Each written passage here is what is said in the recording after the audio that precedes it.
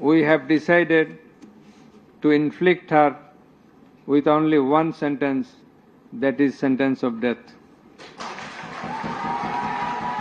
বাংলাদেশের ৭১-এর মানবতাবিরোধী অপরাধের বিচার করতে শেখ হাসিনার সরকার যে আদালত গঠন করেছিল ২০১০ সালে, তার ১৫ বছর পরে সেই আদালতেই তার নিজের মৃত্যুদণ্ডের রায় ঘোষণা করা হয়েছে। জুলাই আগস্টের মানবতাবিরোধী অপরাধে শেখ হাসিনা ও সাবেক স্বরাষ্ট্রমন্ত্রী আসাদুজ্জামান খান কামালের বিরুদ্ধে যে ৫টি অভিযোগ আনা হয়েছে তার প্রতিটি প্রমাণিত হয়েছে বলে রায় দেয় ট্রাইব্যুনাল।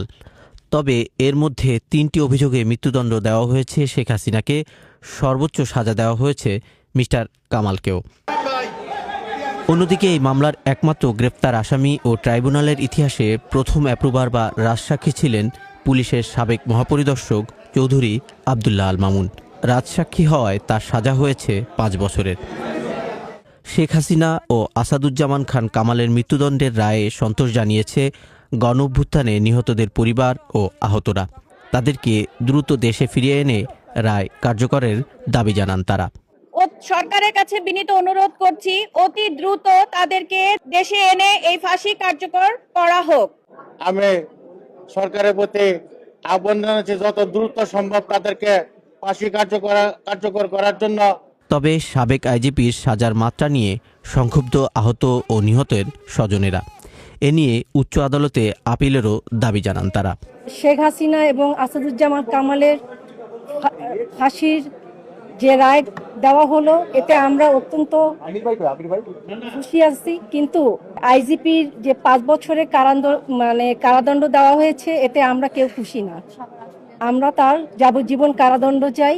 এই রায়ের মাধ্যমে ন্যায় বিচার প্রতিষ্ঠিত হয়েছে বলে মনে করছে ট্রাইব্যুনালের প্রসিকিউশন টিম। বাংলাদেশের যে ১৪০০ তরতাজা তরুণ প্রাণ এই স্বৈর শাসনের অবসানের জন্য জীবন দিয়েছেন, তাদের পরিবারে যদি সামান্য একটু স্বস্তি আসে, সেটি আজকের এই প্রসিকিউশনের প্রাপ্তি।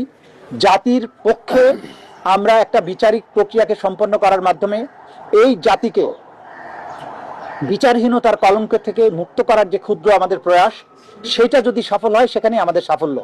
এই মামলায় ৩ আসামির মধ্যে শেখ হাসিনা ও সাবেক স্বরাষ্ট্রমন্ত্রী আসাদুজ্জামান খান কামাল অনুপস্থিত, ফলে তারা হাজির না হলে উচ্চ আদালতে আপিলের সুযোগ পাবেন না। মাননীয় ট্রাইব্যুনাল যে রায় দিয়েছে সে রায়টাকে মেনে নিয়ে আমার বক্তব্য হলো এই যে এই রায়টা ভিন্নভাবে হইলেও হইতে পারত, হয়নি, যেটা আমার বিপক্ষে গিয়েছে। সেজন্য আমি ক্ষুব্ধ, আমি আমার ভিতরে কষ্ট লালন করতেছি। আমার পক্ষে এই মামলায় কোনো এপিল করার সুযোগ নাই যতক্ষণ পর্যন্ত না আমার ক্লায়েন্টরা এসে মাননীয় ট্রাইব্যুনালে সারেন্ডার করবেন অথবা তারা কোনোভাবে গ্রেপ্তার হবেন। এদিকে এই রায় ঘিরে সকাল থেকে আন্তর্জাতিক অপরাধ ট্রাইব্যুনাল ও আশপাশের এলাকায় কড়া নিরাপত্তা ব্যবস্থা নেওয়া হয়।